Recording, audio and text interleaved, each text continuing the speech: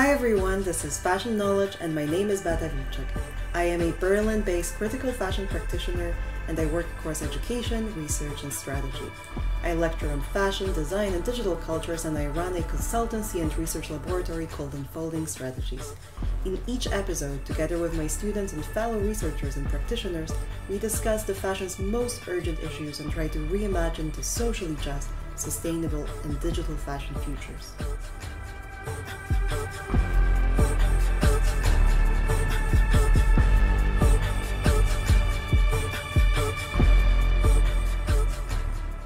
Hi, welcome to the new episode of Fashion Knowledge. Today, my guest is Tabitha Swanson. Tabitha is a Berlin-based multi-disciplinary designer, creative technologist, and artist. Her practice includes 3D animation, augmented reality, digital fashion, graphic design, and UX/UI. Commercially, Tabitha has worked with brands including Vogue Germany, Nike, Highsnobiety, Reebok, Origins, and others to create beautiful work in the creative tech and design sphere. Artistically, her work is used as a form of therapy, often composing questions rather than answers, and trying to faintly touch the unseen edges of human existence. So warm welcome, Tabitha. It's a pleasure to have you here today. Hi, thank you so much for having me. Yeah, I'm very happy we can talk about it today because I think we met in about, I think it was 2018. So it was a while ago. Yeah, a while ago. It was very much pre-pandemic times. It was when I was doing this, I was teaching in Berlin as a visiting professor at University of Virginia for like a education startup called iExperience, and they're from South Africa. So it was like this kind of course that was all about digital design. And I was like programming it, and I was, interested in also showing the kind of critical thinking, the origins of digital design, to thinking what it actually is, what it is like, political and ethical dimension. And I also had assistants teaching students like, different kind of like Figma and other things. But what was very important to me is to have those students who were mainly coming from American universities to meet Berlin-based practitioners and people who do interesting things in the area of digital design. So they met, for example, Han van den Doppel, whose work I really appreciate. And they were also very interested in meeting someone who works with UX and UI. And you came in doing that. You gave a talk about your work and UX and UI predominantly. And I really appreciated it because you were somehow extremely transparent. Your talk was very engaging and was, so there was something very incredibly genuine and it kind of stuck with me. There was really no bullshit in it. So I really like it. And then our paths crossed when I was doing a workshop about digital and sustainable fashion, what is the relationship between them. It wasn't a very easy workshop because it was with many students from Beirut. It was like online between Berlin and Beirut just before, just a few days after the big Beirut blast. So we were all working in rather, special, difficult conditions. And I was happy that you were, open to also address that and, be aware of that. That some of, you were teaching back actually then that workshop, it wasn't anymore about UX and UI. As we met first, it was about how to make face filters. So the context kind of your practice switch a bit, but it was a great workshop. So I'm mentioning that because, today this podcast is called Fashion Knowledge. And obviously at some point I will start asking you questions about fashion, but I'm mentioning it because I think your practice is super multifaceted and it evolves with time. And, I really appreciate this adaptability and ability to learn so fast. And, I think it reflects very much the condition we are in, this rather rapid paradigm shift. And I would like us today to reflect on what digital design is today, how it penetrates our lives, and where do you see it going? And, most importantly, what is it like to design for the digital today or create as you prefer? And that's kind of the question, right? So what is it like to design for the digital of today? You. Yeah, I think that it's very much what you said. There's a paradigm shift and it is like the atmosphere and the industry has changed so much, like I remember my teachers back in design school And they had done that for their entire lives. You know, a lot of them were still doing like stop motion animations, and they were very old school and stuff like that. And I think that myself and a lot of my peers today, we've already gone through, like myself, I went to school for graphic design, and then I went to school after that for fashion, and then I got a marketing degree after. But like from then I went to, you know, working in design, and then working in marketing, and then working in UX and UI, and then doing augmented reality and doing 3D, and now doing more digital fashion. And I think that a lot of peers have a similar route to this as well. Like I'm 30 years old, and I feel like I've had like 4 career changes already at this point, or 5. But do you think it's a career change, or is it just like a natural flow of events? I think maybe it's a slight pivot, and it hasn't felt like a career change maybe in that way. You're right. It's felt very organic, I think.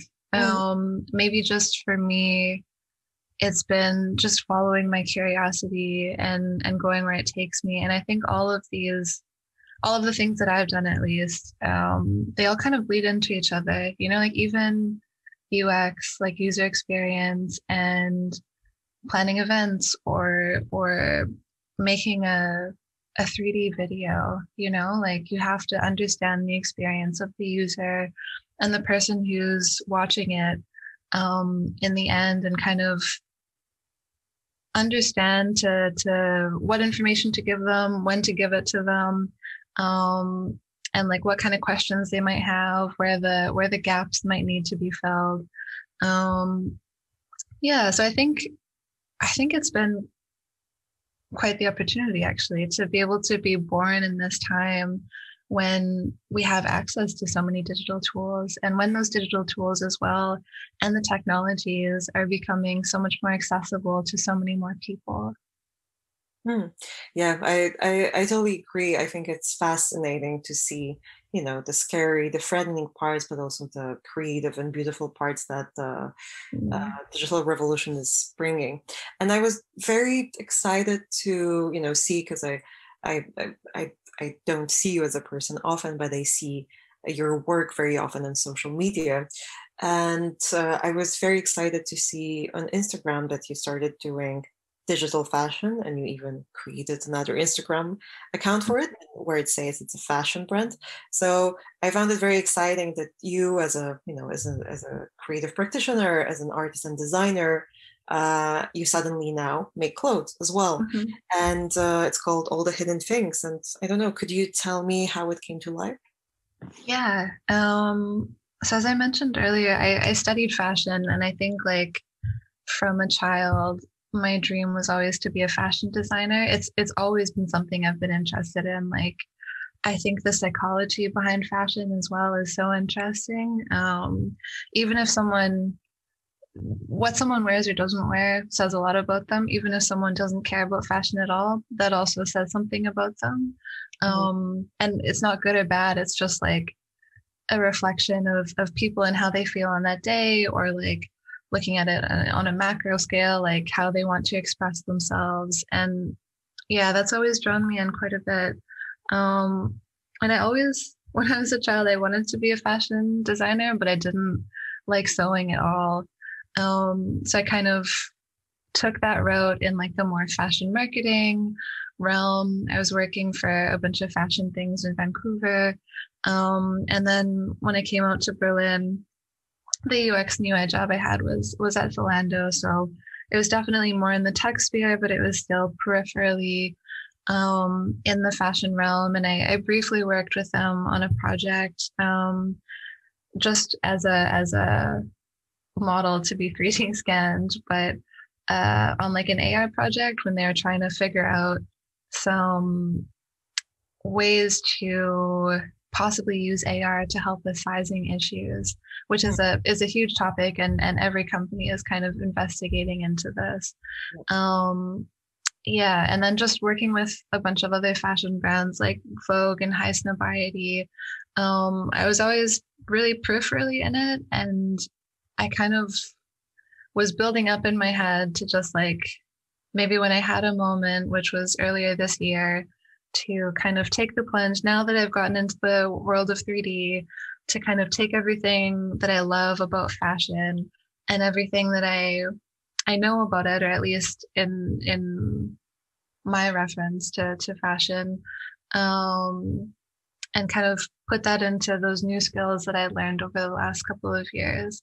Yeah, and start making clothing. And I think for me, all the hidden things is really mixing kind of things that maybe couldn't exist or shouldn't exist in this realm, things that do exist, and then just mixing them together to see what happens. Like with some of my pieces, I have this one dress made out of water or glass. I think that that's quite fun.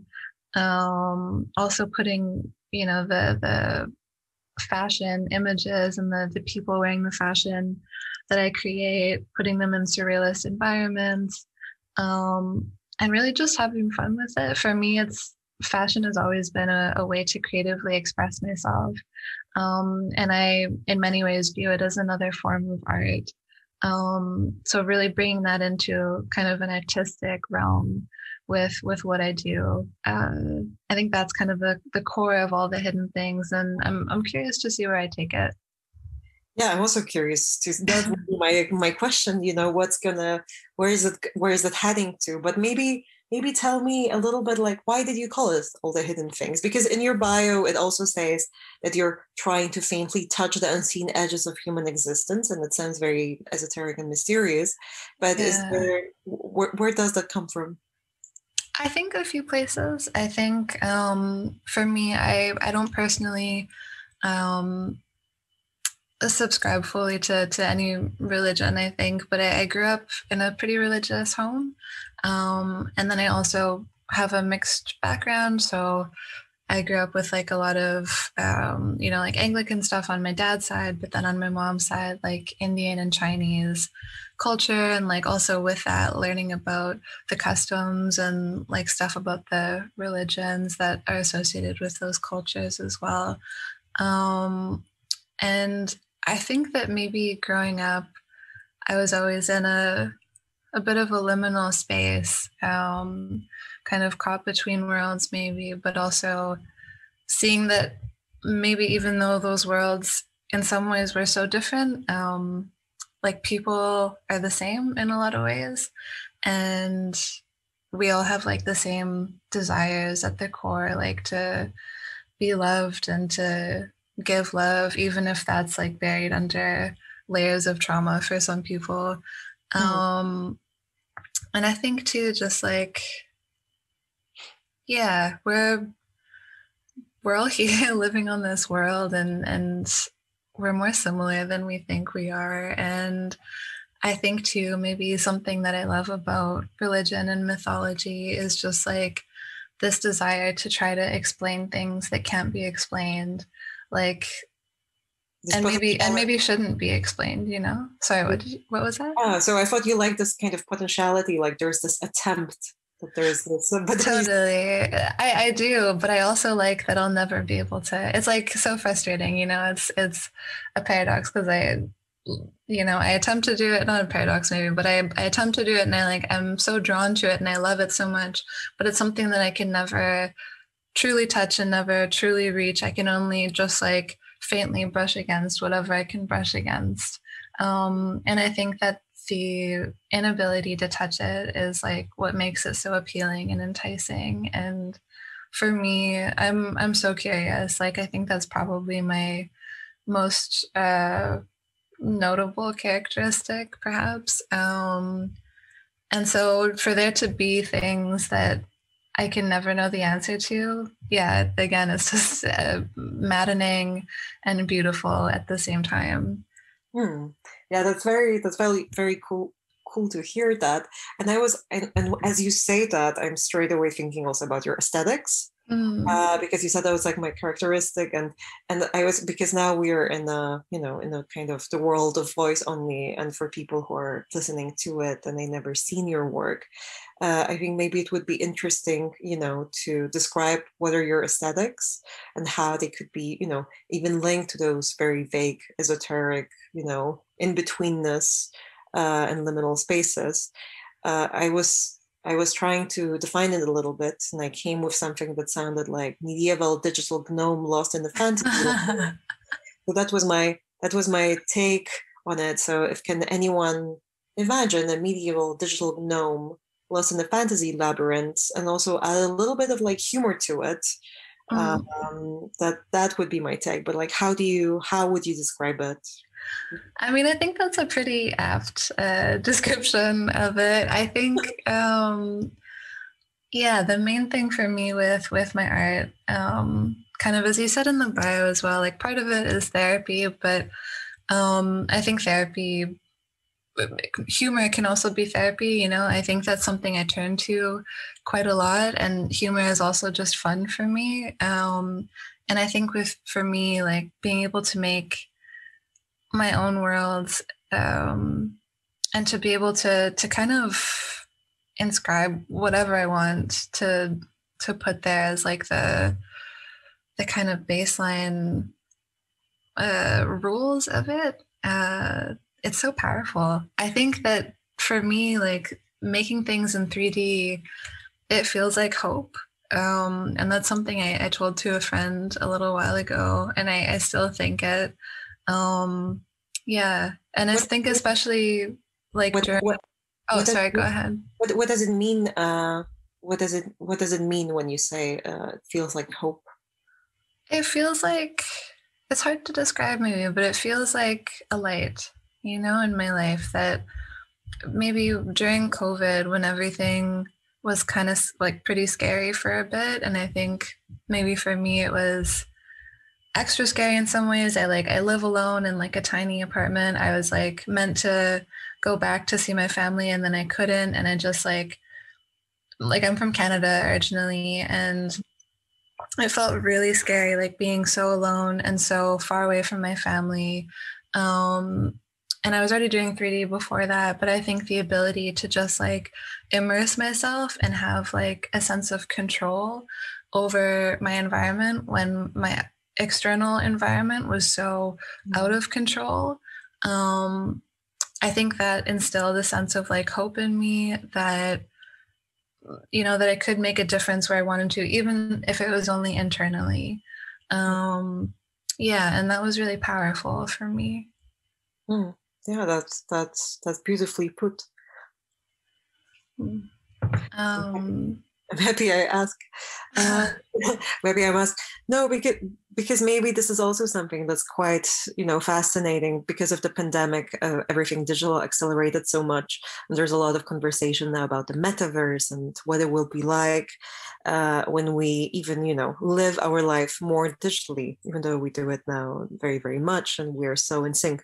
At least about 50% of the population in this world that has, constant access to the internet and digital devices that enable it, this kind of living and this lifestyle, because obviously this is still not everyone, as we very often tend to think. But I'm thinking, if this kind of controllability or feeling of control is not something that, makes us feel much more safe and makes digital accelerate, but sometimes also, I think it's an illusion. But this is just an off-site observation. I would like to maybe talk to you a bit about your projects that you not necessarily make in context of fashion, but also with musicians. So I know that you worked with Sevda, who I'm a big fan of, Princess Nokia. Now you're working with Jan. So what is it like to work with music? I really love working with music. I think I've been working kind of peripherally with music stuff for a while as well. Like when I first moved to Berlin, I started making a lot of like posters for gigs, maybe especially with a group here called Shameless Limitless, which is kind of an organization putting on a bunch of shows here, and that was a lot of fun. I think that for me until more recently. It's kind of always been something that I've done out of passion, and it still is. But maybe now that I've been able to work with some artists that are a little bit bigger, who maybe have agents and have budget, it's really cool that it's become something that I can help support myself financially with as well. Subtly that was a great project. That was actually on a fashion release for a t-shirt and a hoodie. And this was before I was making my own digital fashion, and it was with a group called Scotoma, and we were both brought onto the project by Mutant Board, which is a company based in London. And they do like a bunch of digital modeling stuff and like digital fashion kind of things, and great company. But Subtly that was fun. Like the group Scotoma Lab made the fashion elements, and I brought them into a 3D world that I had made and kind of animated it a little bit. Yeah, and we made a bunch of videos and a bunch of stills for the launch, and that was really fun. For Princess Nokia, this one was super fun. I did it through Feltzine, and they paired up with I forget the name now, but a club in New York, and this was for a Twitch stream. And I got to make like there were many videos made, but I got to make like a 7-minute video that played on loop for some of her Twitch performance. And kind of the theme was a space spa. So I made it, and I made it with like a lot of purples and like a lot of shiny colors, and that was super fun. And I had it was lucky because I had complete creative control over it, other than just like following the theme of it. And that was fun. I made it all in 3D.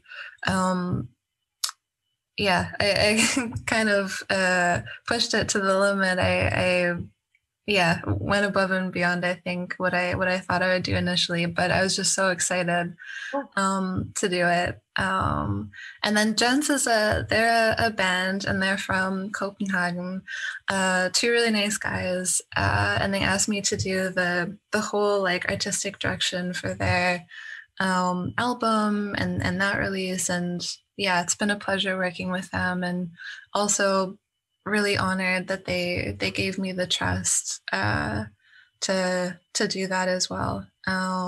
Yeah, so working with music stuff is a lot of fun, and I think that maybe with design and with like 3D and stuff like that, it's one of those industries where you can really push the boundaries. Mm-hmm. Whereas, for example, with more marketing-based campaigns, or even with some fashion things, like depending on the brands, if they're big brands, they're often rather conservative. But with music, I think that they're really looking to push boundaries a lot of the time. And I think that that's something that's really fun about working alongside musicians. And that's going to be a very kind of lame interview question, but like, okay, if there would be a person you would like to work with or for in the music industry, who would that be? Is there anyone like that? Oh my gosh, tough question. My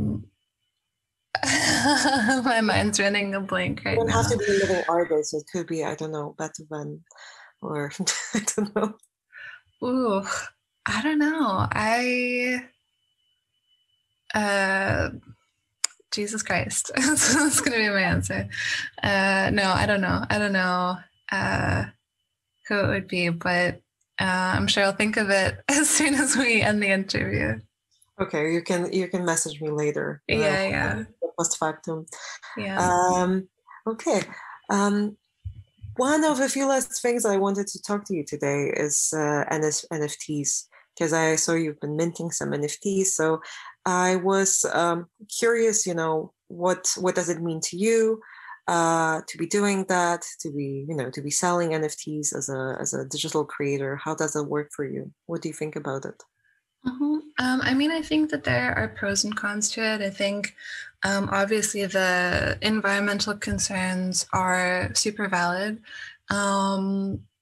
I think though that for artists, I mean, for myself and pretty much every artist I know, it can be a tough life. You know, it can be hard to make a living, to have people respect your art, to respect your time, to pay you on time, stuff like that. I think that this is really a gateway, and kind of a transitioning period, hopefully, to a place where these crafts are being respected a little bit more, and also having some hope for a livable, like a life where people can sustain themselves by making their craft. I do think as well that there are many platforms out there exploring other types of minting processes, even, you know, for example, like Hekatnunk, which is like minting with Tezos, which doesn't have the environmental impact that Ethereum does. But even for some Ethereum-based platforms, like there's one that I just minted on Portion, and for that it was on the Ethereum like mainnet, but it was it used a plugin called Palm. And Palm, Palm, is like a cool plugin that I put into my MetaMask, and it used like, I don't know the science behind, or like the technology behind it exactly, but I could mint for like less than a $1, you know, and that in Ethereum would have been really costly, and also would have had more environmental impact.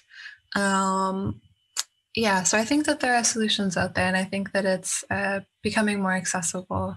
It's interesting that when we tapped into NFTs in this conversation, it very quickly jumps, to environmental impact and sustainability. Mm-hmm. And I'm curious if this kind of debate that started with, sustainability and NFTs and in general digital sustainability, does it also affect your other projects? So I don't know. I'm just figuring now that if we are thinking about, the footprint of one NFT, I'm curious, like, does it apply also to projects? Like, for example, let's say you work with doing, I don't know, something for Twitch stream like you did with Princess Nokia. Mm-hmm. And are there any kind of comments in your briefs or like conversations about it, how to make it sustainable or at least assess what its impact of the project? I think that is something like for digital things, it's not always talked about in those terms. I think that it is something that's valid though, because for example, like the battery of a computer has a huge environmental impact, even just like rendering, the amount of power it takes to like render a video or render like a piece of sustainable fashion, which, in many ways can be better and is better than IRL fashion, in particular if it's fast fashion and there are many pieces that are being made, and if they're being like mass manufactured, of course sustainable like digital fashion has less of an environmental impact. But for one-to-one, for example, if someone's like upcycling something that has like it's like better for the environment. But yeah, I mean, all I'm trying to say is that digital fashion still has an environmental impact, even if it's not something that's tangible in the same way that a bunch of like runoff items from mass manufacturing is. But it's not something that's generally spoken about, for example, with like the Twitch stream or something like that. But it is something, for example, I worked with Judith Bondi, and I made a frog and she printed it on her shirts, the 3D frog that I made. Fashion designer, right? Yeah, exactly. And that was definitely a conversation there. Like she's very much all about sustainable fashion, and like even the shirts that she picked out and the printing that she picked out, like she only printed what she knew she could sell. And the printing process was good, like where the shirts were manufactured, she like looked into that, she knew it all, like the quality of the shirts were really good, and she knew that they would last for a long time. So I think with projects like that, it's very much talked about. I think maybe not always as much when it comes to rendering stuff. Also because it's hard to track as well and hard to like, Yeah. To understand that.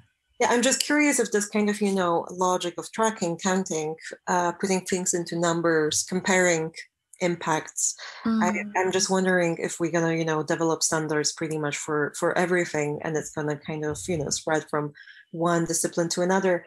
The Beirut workshop that you participated in, there was also a contribution from Dorta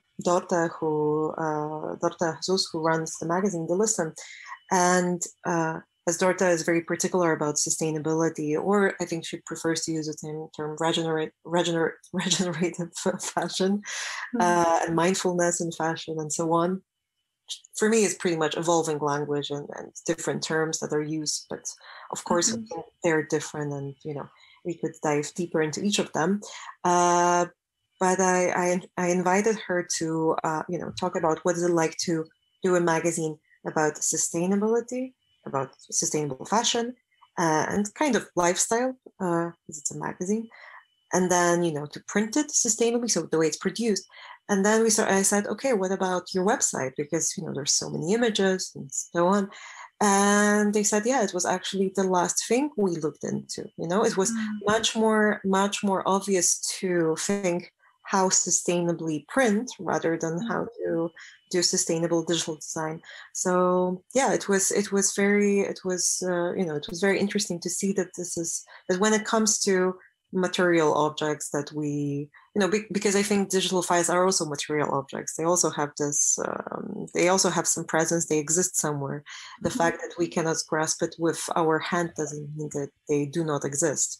But that's another kind of ontological question.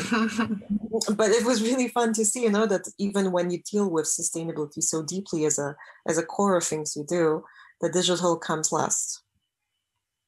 Yeah.